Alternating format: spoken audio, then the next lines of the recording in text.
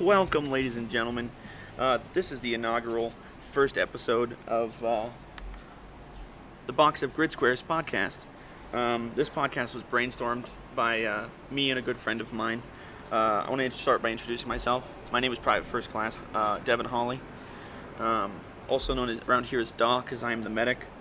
And joining me is Specialist Kyle Lemoyne. I'm currently 13 Bravo. For those of you who don't know what that is, basically I work with artillery. I've been in for quite some time. Used to be in the Marine Corps as well, which is where we'll be talking about some of our things, about differences between the Army and the Marine Corps, all the way from boot camp to barracks living, stuff like that. Any other things that you guys might have questions for in general? Reasons on why the Army's better.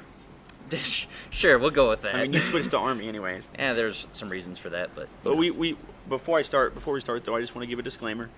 Any and all views and opinions we give are not representative of the Army, the Marine Corps, or any other branch of service, or the U.S. government. These are completely our opinions. We don't speak on behalf of the U.S. Army or the DoD. And we're going to have to not disclose certain information just for the sake of operational security. Which those of you who are listening who are military will know what we're talking about, and those of you who don't worry about it. It's on a need-to-know basis. We're coming at you right now from an undisclosed location. We're laughing to ourselves about that because we know what it is and you guys don't. Losers. So first, I just want to get out of the way. I'm going to talk a little bit about my military background, and then Kyle's going to talk about his, and we're just going to go from there. So, I am a private first class, hopefully soon to be specialist if you get this fucking waiver figured out. Yeah, damn waivers. I joined in 2017. I joined the Army National Guard originally. I spent about a year in the Guard before I just wanted to transfer to active duty. Transferred to active duty about almost a year and a half ago. And here I am. I am a 68 Whiskey or combat medic. Went to basic training in good old Fort Sill, Oklahoma. Went to medic training in San Antonio, Texas, and I mean that's about it. I've only had about 3 years combined in the military, give or take. Yeah, I don't have much else going on. What about you? So, as I said earlier, I was in the Marine Corps. I initially enlisted back in 2013 in the summer. Good old time. I was in the Marine Corps for 5 years. I used to be airframe mechanic. Basically worked on CH-53 Echoes. It was a good time. Unfortunately, my career did not progress too long there, so I decided to switch to the Army, and then I ended up being stuck with artillery. In other words, this dumbass took the time and effort to go through Marine Corps boot camp, probably the hardest boot camp in the United States military, just so he can be a fucking mechanic. Hey man, you're oxygen. You're an was oxygen looking to the pirate. future. You're a waste of oxygen. You're here just to steal my good oxygen. Hey, fucking oxygen. You know pirate. what? If I'm lucky, I can reclass back to aviation mechanic. That's all I want. Well, we'll see how that goes. Yeah, but I've been in the Army for 2 years. Got another year left. We'll see how that goes. So, just like many people who have a bright idea for a podcast, me and Kyle were sitting there at work, and we were like, hey, I feel like between the two of us, we could probably put our combined 2 brain cells together and maybe have something to talk about that some people might want to listen to. So, hopefully you probably be listening to this on my YouTube because I don't know how to get podcasts on any other services like iTunes and whatnot. That sounds like too big in the britches for me. But we'll just hope to put out an episode as regularly as possible. I mean, with our work and stuff like that, it can be a little difficult. But we'll see what we can do. So we created this podcast just so we could talk and share opinions on things and hear other people's opinions on the military and things we've gone through, funny stories, emotional stories, problems we've had, good times we've had, whatever it be.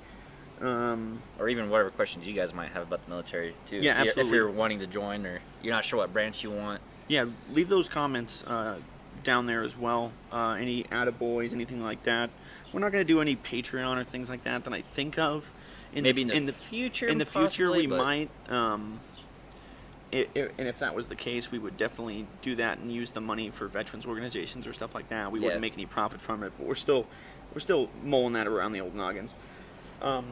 So the first thing we want to talk about today is we want to talk about basic training, the big old fucking BCT or whatever. What do you guys call it in the Marine Corps? We just call it boot camp, Boot camp. Nothing fancy. Boot camp, right? So I went to basic training in good old Fort Sill, Oklahoma, which is a field artillery base. Needless to say, I wanted to go to Oklahoma before I shipped out to basic. And since being in basic, I never want to go back to the state of Oklahoma. So that's how great basic was for me. As far as like basic goes, well, I guess we'll just pretty much start from the beginning, like reception. So what was, when you went, where'd you go to basic and what was the reception like when you got there? So I went to MCRD San Diego, go to old Southern California.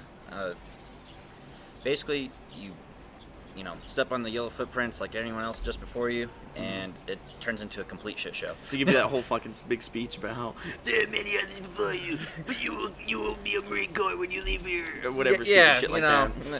It was a good time though. Like, so as far as reception goes, you know, you go in, they start having you empty out your pockets. They give these little green bags, and you throw like your wallet, anything important like documents and shit like that. Social security card, IDs, anything like that that you need to have on you, will go in that bag, and that bag will stay with you. Everything else will, like shit you're not supposed to have, your recruiter should have told you beforehand because you're gonna lose it.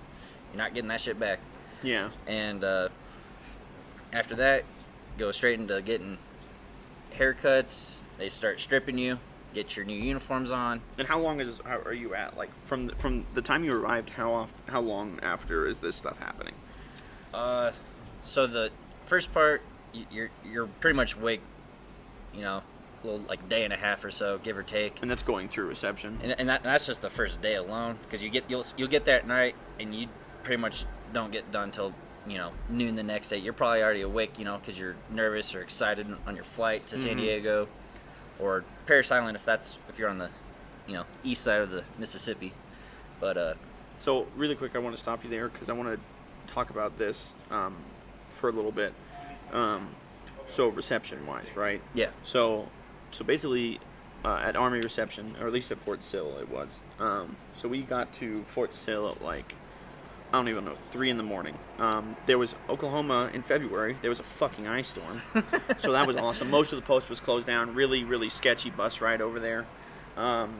We get parked. Drill sergeant gets on the bus. And from that point on, it's, like you said, a shit show. Drill sergeant's like, you will call me drill sergeant. Yeah, and giving you a little this basic is where you're going to go and yeah. what you're going to do. And they basically corralled us into a building. Most people get told by their recruiters not to bring very much stuff. There's just some people who bring stuff.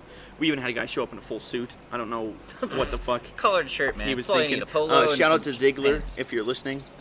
Private, maybe specialist at this point, Ziegler. He was a cool guy, though. He showed up in a full suit. Anyways, they put us in this classroom, and they basically have us, all of our important documents and things that we would need for reception and whatnot. They have us put in an envelope or a baggie, and then all of your other stuff gets taken away, and it actually gets transferred to your training battery or company, for those of you who don't know how field artillery works, battery, later on when you get there and meet your actual drill sergeants. And then at that point, the first thing they do is let you give the call to your family. And you call your family, and they have a sheet of paper, and you have to read off of it. Yeah. Same. This is blah, blah, blah, blah, blah. Hey, hello, sir or ma'am. This is blah, blah, blah. I am safe, of sound mind and conscious. I'm making this decision on my own. I will see you in however many weeks. Click. And that's all. You get like 15 seconds to talk on the phone, and the next person goes. That's pretty much how it is for us. You get these phones. You have a script just like you were saying. And that's literally the last time you like hear their voice. If they answer. That's assuming they mine answer. Didn't answer. Like they yeah, it was bad. The drill instructors, like in the Marine Corps boot camp, will fuck with you if you say you didn't get someone to answer. They'll have you start calling your recruiter. Like, they'll just start fucking with you. Like, there's videos on it, and it's to acknowledge hilarious. it. Just to acknowledge it. Yeah. But like, you know, I'd say that's like when the shit really just like sinks in. When you realize like. Once you make this phone call and you hear your parents trying to talk over you because you're yelling at them through the phone, and like you just hear them, you know, just saying all these different things, and like it kind of destroys you. That's the moment you realize you're like, I'm in danger. Like, you know what I mean? So I don't know how. So how long is Marine Corps reception?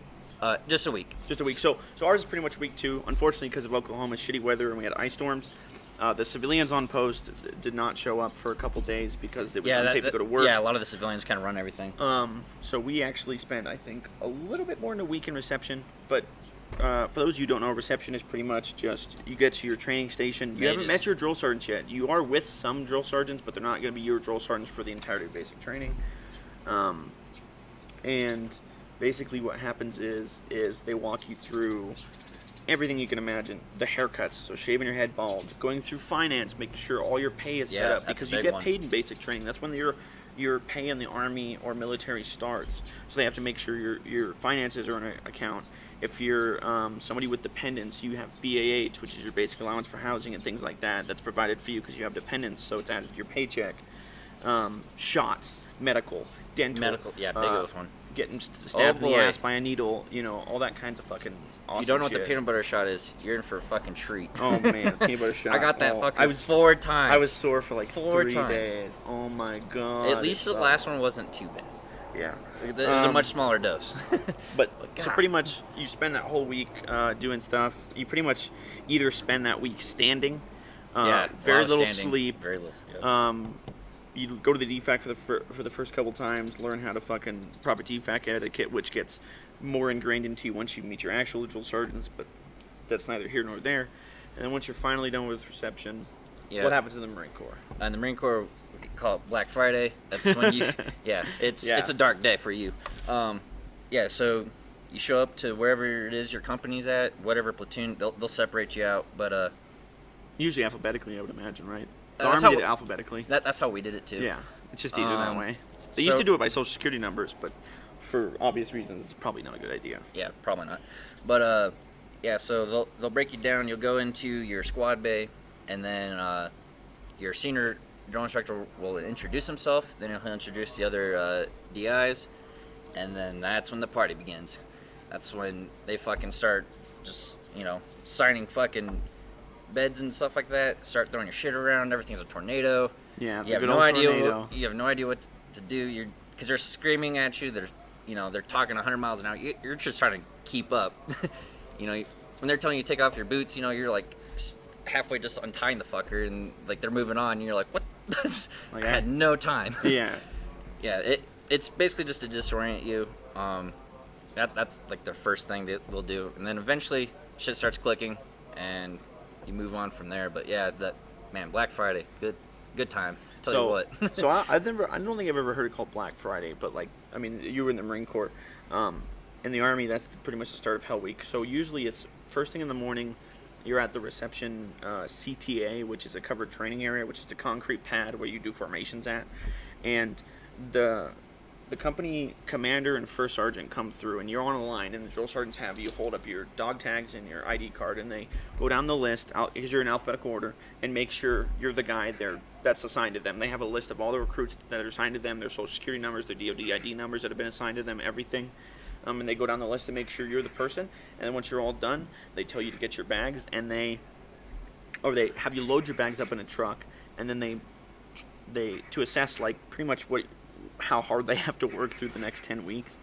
They march you to the company, which is about a half mile to 3/4 of a mile. And then once you get there, all hell really, really starts to break loose, because then they start screaming and yelling after you guys for getting information, get your bags offloaded off the truck, start yelling at you to get you information, smoke you a few times, make you hold your bag up above your head, yell at you, shark attacks. For those of you who don't know what a shark attack is, that's when a group of drill instructors or drill sergeants comes up, gets you in the face, yelling, just trying to disorient just you. Picture chum in the water, man. Yeah, sharks everywhere. Chum in the water, sharks everywhere. And then once they do that, the first sergeant will get up, introduce the senior drill sergeant for the cycle, who is a single drill sergeant, at least in the Army. And then you have a senior drill sergeant, but you also have senior drill sergeants per platoon.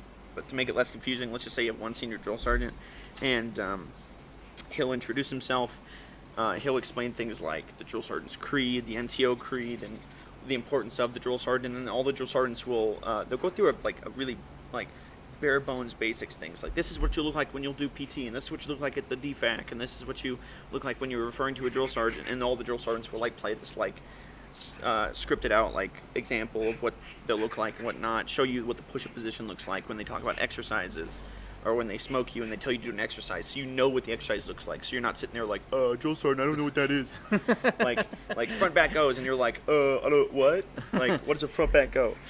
And then from that point on, it's just training as usual. I mean, Yeah, it's we're not gonna go through like everything you do in week, basic yeah. training because that's something you need to experience for yourself. But like, I mean, it's kind of what you expect, though. I mean, obviously, you're gonna get your shit pushed in. You And know, that- time, and you know what? Just realize it's gonna get you better. well, there's a reason for it. They have to tear you down before they build you up. The military, despite what anybody else says and thinks and bitches about, their job is to make you into something they want you to be. So to do that, they have to strip away all those civilian qualities, all that laziness, all that Yeah. lack of attention to detail, and shove you full of all those good things to hopefully turn you into a soldier or a marine or Sailor, a sailor airman, or whoever. whatever, or a cadet or whatever you're doing.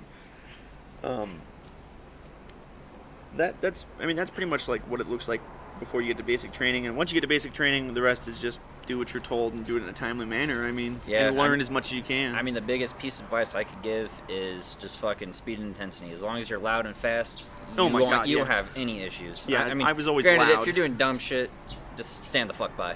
Empty your pockets. For those who've been Marine Corps boot camp, you understand what I'm talking about. Just Oh.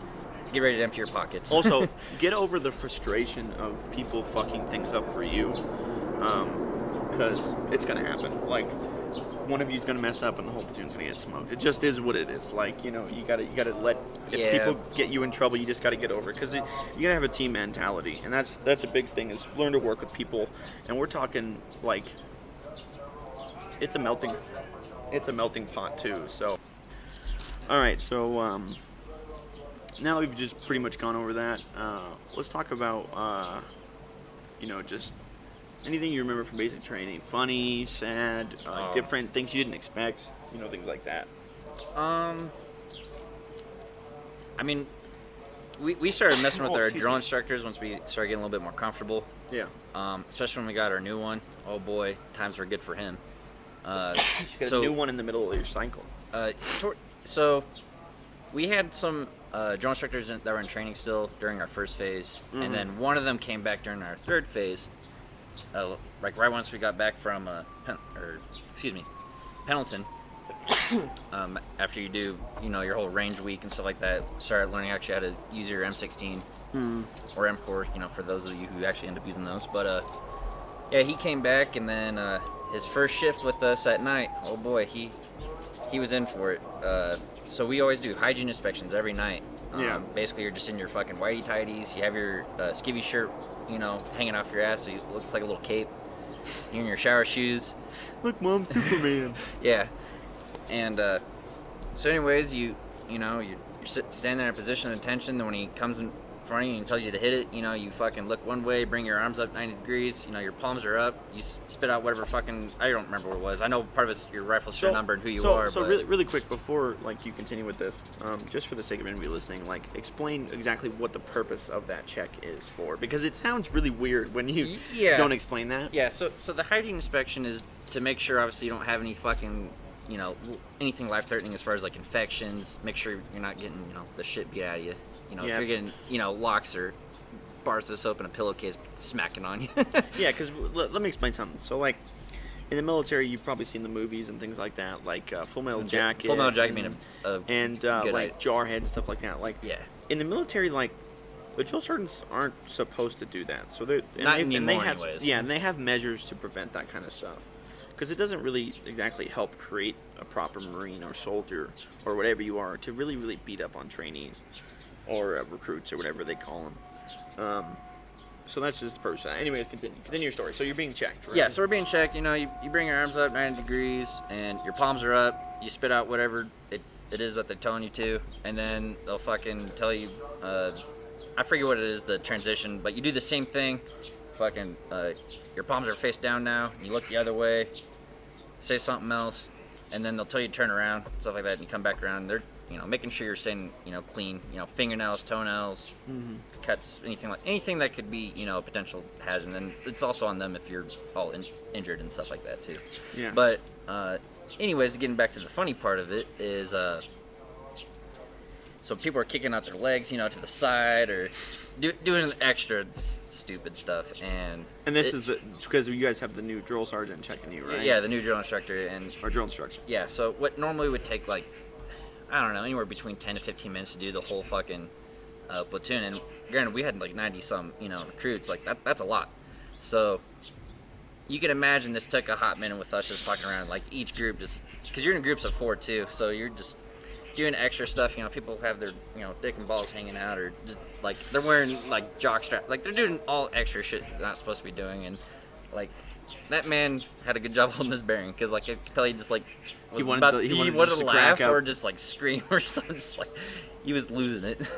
Oh, and so man. yeah, you start getting there where you start getting a little bit more comfortable to mess with them. Like we had another kid, he volunteered to go in just his towel after shower, and we waited for 12 drill instructors to be in their little duty hut, shooting the shit. He goes to knock on the door, He's in just the towel. and he's just wearing a towel and shower shoes. That's it. And so, they're screaming, what the fuck do you want? And then as soon as he starts talking, they're like, you know what, fuck this. They all run out, they encircle him like fucking, sharks in chummy water, oh boy. Yeah. And as soon as they got close and never seen one of the knife family, he's just screaming, I asked her. And he just drops his towel, and they just back up like a solid 3 feet and started screaming even louder. And we're all watching, and we're just like trying not to laugh, because otherwise we're next. No, we you get to a point where like you can kind of get a little ballsy to mess with the drill sergeants, or sometimes drill sergeants get comfortable enough around you. You've completed enough training that the drill sergeants don't feel like they have to treat you like little kids anymore, for the most part. Where like they'll make jokes and they're like, yeah, you go ahead, you can laugh, but at first, they don't want you laughing at jokes they make and stuff like that. Don't mistake that kindness for weakness, because that will turn around real fast. Yeah, you're gonna end up looking stupid again. If you try to get buddy with a drill sergeant or a drill instructor, it's gonna turn right around. Yeah, you'll hear that term like, what the fuck do you think we are, drinking buddies? Like, yeah, exactly. It's gonna be real bad. But I want to say we were like in the 7th week, so a little bit before graduation on the 10th week, and we had just gotten our dress uniforms from the issuing facility. And basically, they had us all come in our dress uniforms so they can look at the size and make sure everything still fits properly. Because you lost weight and you gained muscle or whatever. Yeah, Some people even gain weight, basic training. And they just want to adjust it. And one of my drill sergeants, Drill Sergeant Harris, she was like, who hasn't gotten their ASUs checked? Army service uniform, for those of you who don't know. And one of the guys, I can't remember his name, he said, I have a drill sergeant. And she looks at him and kind of blinks for a few seconds and looks at him again and stares at him, and she just says, who the fuck are you? How long have you been here? And he's like, I've been here since the beginning, drill sergeant. And she's like, get out of fucking town, no way. Like, she straight didn't even know this guy existed. She's like, who the fuck are you? Like, wait, have you always been here? I mean, I feel that too, because like I got away for like a month without even being none. That's the way you want to be right there. Like, yeah, I mean, most people tell you, man, just try to stay under the radar. The less you get fucked up, the better. Well, and it's not even that, too, because, like, you're either one of 3 people. You're either in the radar, under the radar, or what I would call above the radar. So, in the radar would be, like, you're a piece of shit, you're doing stupid things, the drill sergeants know who you are, they've smoked you a few times, maybe embarrassed you a few times in front of the rest of the company, or a battery, or whatever. Then there's under the radar, where no one has any clue who you are. You do what you're told, but nobody really notices you except give or take a few things. Or you have above the radar, which is the guys who are physical studs, and they're loud and they're doing everything they're supposed to, and they're scoring perfect things on PT tests and rifle marksmanship. But the problem with that is, so if you're in the radar, you're gonna get fucked up. If you're under the radar, no one will really notice you, and you'll be able to fly through basic training and get whatever out of it you want. You might get fucked up here and there, but like no one's really gonna know if you're over the radar and you're that guy who's good at everything, you're gonna get a bunch of responsibility put on you, and it's gonna make your time at basic training. You probably will get a lot of good leadership skills and experience out of it, but it's more work for you. And I was not about making more work for myself in basic training. Like if they wanted someone to be like, hey, who wants to try being the platoon guide for a day or whatever, and I'd be like, nope, fuck that shit. I don't want any extra responsibility. I'm already stressed out enough as it is. So yeah, and the other thing too, like when I was in boot camp, a lot of the times like the squad leaders or even the guide themselves, when shit started getting real stupid, anytime someone got fucked up, they're like, hey, who's your squad leader? And you say who it is, and they have to come up there with you. And they're getting just the dog shit smoked out of them That goes back to that team mentality. Don't where be a Blue Falcon. Like one person fucks up, everybody fucks up. You know what I mean? And yeah, Absolutely, don't be a blue falcon. And for those of you who don't know what a blue falcon is, that is a Buddy fucker, So don't get your other people in trouble because you're doing something stupid. Don't be taking peanut butter from the DFAC or chow hall, what you call it. Oh my god. Oh, okay. I got a good story for you. So we were in reception battalion, right?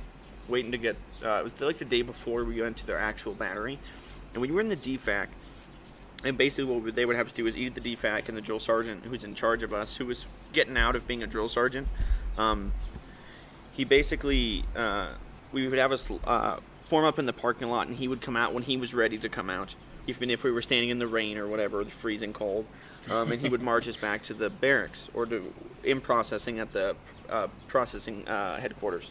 Well, one time we were out in formation. He comes steaming, like you could literally see the steam rising off his head in the cold Oklahoma air, and he comes out and he's like, "I know one of you motherfucking trainees. I saw you in the bathroom. I was in the stall, peeped through the stall, and I saw one of you motherfucking trainees put a pack of peanut butter in your Camelback." For those of you who don't know, when you're basic training, I don't know if you're in the Marine Corps, you carry a Camelback on you, a water backpack, so you're always able to drink, or a canteen or something, some sort of water source. Usually it's a canteen. So you have water. And he's like, "I saw you slip it into your Camelback. Now, I'm going to count to 5, and there better be a fucking peanut butter packet come out of here, or we're going to have a fucking party." Well, he starts counting. 1, 2. On the count of 3, 4 peanut butter packets came flying out of the middle of the formation, and he sees 4 landing in front of him, expecting 1, and he goes, "Oh, fuck no." And he really angrily marches us back to the barracks. He's like, "If any of y'all have any fucking contraband, food, phones, video games, whatever, go up into the barracks, grab it right now, bring it back down. You guys got 5 minutes." So we all run upstairs, making sure everybody's got nothing we're not supposed to have. I'm in there like, "All right, who's fucking got something? Go bring it downstairs. Don't get us more hemmed up than we already are." We come back downstairs, and he's got a table he's sitting on, and in front of him is like bags of chips. Somebody had a Game Boy. What the fuck? Like peanut butter packets, stuff from the DFAC, fruit, fucking granola bars, and oh my god, Drill Sergeant Pierce, he was livid. Oh, I he can was imagine. absolutely livid. Oh my god, we were out probably on the CTA getting smoked, on and off until like 3 a.m. and we had to get up at like 5 a.m. the next morning. It was not fun. It was not fun. But just to see the look on his face when he asks for that 1 peanut butter packet he saw to come out of the formation, and then 4 come flying out. Oh my god. You only needed 1. He was a cartoon character watching steam come out of his ears. It was ridiculous. Some Looney Tunes shit right there. Yeah. Alright, so we just talked about some stuff from basic training. I don't want to go too far deep into that because I want this also podcast to be for, people who are currently serving. And obviously, you can only get so bored of fucking everybody's basic training stories, even if they're funny. So I just want to, I have a list right here of just some of my favorite military slang terms, and we'll just have a laugh, talk about them, talk about what they mean if we don't know what they mean or whatever. So the first one I have on here is Humvee keys. So, just for a little explanation, a lot of times new privates or new people get to a unit and they want to play pranks on them because they're a little young and naive and they're eager to do what they're told and stuff like that. Yeah, and they got the stick up their ass. And Humvee keys is one of those items where you're told to go grab it, but it doesn't exist. So if any of you know anything about Humvees, is those bitches start by a knob. They don't have any keys. Like they lock, but you have a bar that locks them, but like they don't have any keys. So like yeah, it's basically like locking up your bike. Yeah, exactly. So like go get your bike if you want to keys. be technical, I guess those are a form of Humvee keys, but like to initially start the vehicle, it's not a thing. Yeah, yeah. Any other military vehicle too, it's the same thing. Yeah. And then I have another one that's very similar to that: chem light batteries. Oh, So chem lights are glow sticks, basically military grade glow sticks. So obviously, glow sticks don't have batteries. You tell a private, go get the chem light batteries for the field, and they're like, "Oh yeah, Jordan." And usually you can get a private out going for an hour or so he's just not annoying you or whatever. You know what the funny thing is though? Now, I guess there's a chem light out there that actually does require batteries. I was like, well, is that necessarily a chemical reaction, or is that just more like a catalyst of basically electricity? It's just basically a light stick. It's not even a chem light. It's not even the same thing. So it's like, what is that? It's not chem light. A football bat. So this one's one I heard very commonly used by some light drill sergeants. It basically just means you're useless. Because if you think about it, football does not require a bat. First off, how the fuck would So you they hit it? they would be like, yours useless as a football bat, and usually you don't really realize what they mean, but it pretty much goes right over your head. Another one of my personal favorites, one of my drill sergeants used to say, he'd be like, "You're like a screen door in a submarine, fucking useless." Obviously, you That's don't a let the big water issue. in. Yeah, it's a big issue. Jesus slippers, which or shower shoes. We said it. Kyle talked about it earlier. It's pretty much the flip flops the army and the military gives you for showering. So You don't get just in case athlete's foot or whatever fungus gunk might is be- sitting around in the I mean, you're already showers. gonna get sick in boot camp or basic as it is. Like, there's no point making Absolutely. it worse on your feet. Pogey bait, Oh, which is one of my personal favorites. So pogey bait is pretty much when you go to the field, it's any kind of like, or lickies and chewies. It's any kind of stuff you want to bring to the field with you. So like dips, cigarettes, snacks, energy drinks, bags of chips, yeah, yeah, Gatorade, yeah, whatever you anything. just want to bring in the field to make your life Anything a little that's just less not miserable. MREs. Because you're out in the field for a week eating MREs and shit like that. Yeah. A good one we just learned today is a self-propelled sandbag, which is another word for a deployment chaser, which I love. It's just the pinnacle of military fucking slang terms. There's people that go, 7-8 years just wait on a damn deployment. I mean, I Yeah. feel their pain. Yeah, exactly. Alpha Mike's Foxtrot, which is usually what you'll say something when you're saying goodbye to somebody in garrison or in passing or whatever. Alpha Mike Foxtrot is phonetic alphabet, for those of you who don't know, and it stands for adios, motherfucker. So, you know what I mean? They'll be like, goodbye, and you'll be like, Alpha Mike Foxtrot, ASVAB waiver is one we throw around a lot. Yeah. You want to explain what ASVAB waiver is? Yeah, so for those that don't know, ASVAB is the initial test you take when you're talking to a recruiter and stuff like that. It gives you different scores, based off how well you did, and that will basically determine what job you can get, or also known as your MOS. Mm-hmm. So basically, you fail the ASVAB and you're a waiver. Basically what they're telling you is you're retarded. We even have drill waivers. People that just suck at doing drill, and it's not that hard. I mean, yeah, at first it's a little difficult because it's something just you've practice, never done. though. It's just skill. practice, but by the time you're done though with your basic training or boot camp, you should be pretty proficient at it. I mean, that's basically what you're doing in your off time. Yeah, and absolutely. it's not that hard. But there's people that will literally be told, whatever the fuck you do not leave this goddamn bay, and then the rest of the fucking platoon will go out and do final drill and hopefully win, because if you win, it's gonna be a good day for you. If not, Yeah. stand the fuck by. Oh, we won too. Our platoon won in basic training, so I feel that. Yeah, well, unfortunately, we were like the ones that were like projected to win. Did not happen. Too many people doing excessive movement and stuff like that, and as I'll tell you, man, excessive movement kills. Just be stiff. Just your hat falls off. Just sit there. Just they'll Play come it off. Yeah, Play it off. Just continue being a statue, and they'll fucking put it back on your head. It might be looking like you're a trucker or something, but at least it'll be on your head. Yeah, exactly. So what I want to talk about, the last one I want to talk about, because I actually have a story for this one, the ID-10 Tango form. For those of you who don't know what I'm talking about, go ahead and take a piece of paper, write capital I, capital D, the letter 10, and then the capital letter T. 10. If you notice, it happens to spell out the word idiot, because you're a fucking idiot. I got to my first unit, and one of the first things I was told was, hey, go to fucking battalion and go get your ID-10 Tango form from somebody up there. It's usually like and I'm going S1 or around this something. place asking for ID-10 Tango forms. People are laughing and then telling me to go talk to this person, this person. Is this a wild, I was given the runaround. Richland? Yeah, exactly.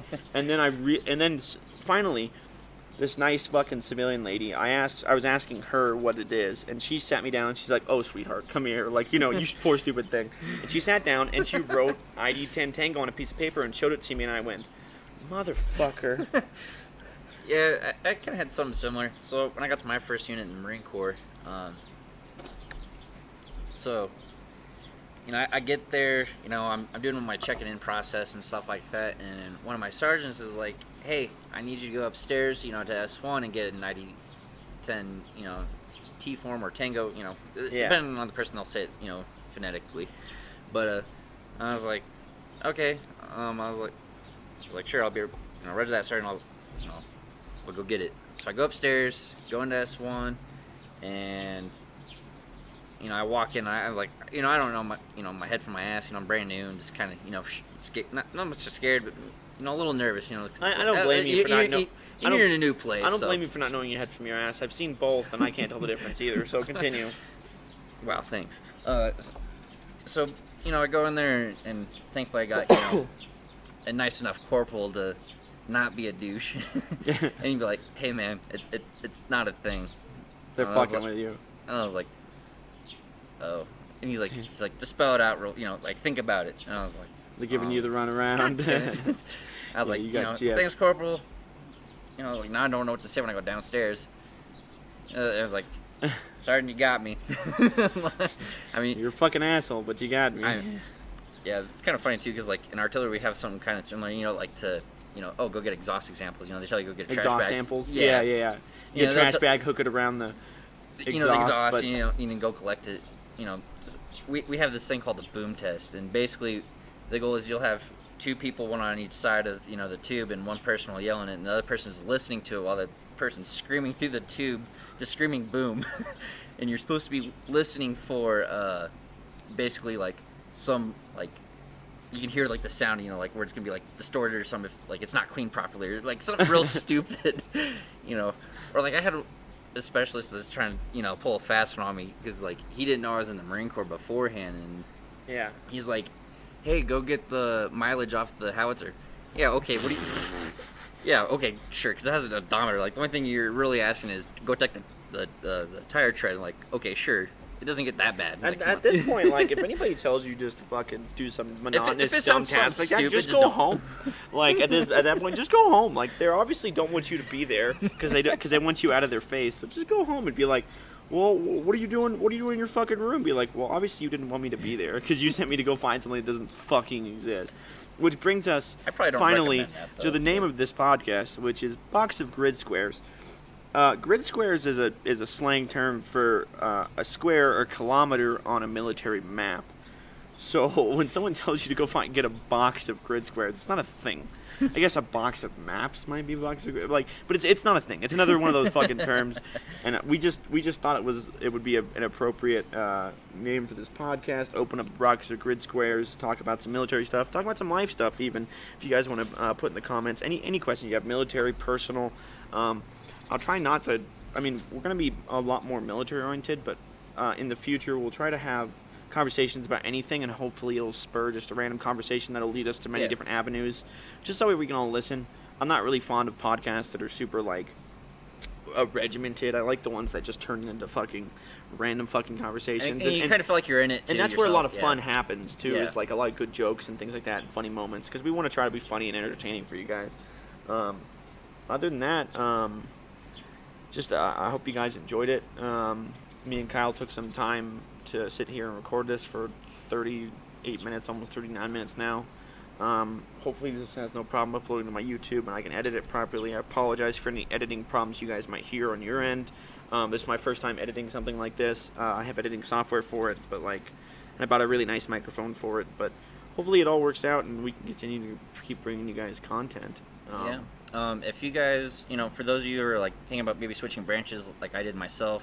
Or components like I did from the Guard to the active duty. Believe it or not, there's a lot of Marines that are in the Army, and it's kind of cool when you see them. You're like, oh shit, there's another devil dog out there. But if you're wondering, what it's like in the transition, it was an interesting transition to me. I did pretty good adapting. Acting like a retard seems to get you pretty far for some reason. I don't know why. You start saying you eat crayons, which I have. And, oh my God, the first question, my platoon started asking me is like, hey, you ever eat crayons? I'm like, yeah, Sergeant, I don't recommend the yellow one, though. It's a little chalky. But, yeah, crayons and beer. I mean, the question of the day would be Rosard or Crayola? Oh, Crayola. Come on now. All day. High quality. Just like Lou, it's Elmer's. It's Elmer's or nothing. Like, come on now. Yeah. All right. So, we'll try to put out a new one. I mean, hopefully next week. I guess we'll see how it happens. I'll try to upload as much as regularly as possible, but bear with us because we do have jobs. Yeah, relatively busy schedules, but. And I also want to say again, we are in an undisclosed location. For those of you who didn't get the hint before, you dumb motherfuckers. Anyways, we'll see you guys later. Love you all. Stay safe.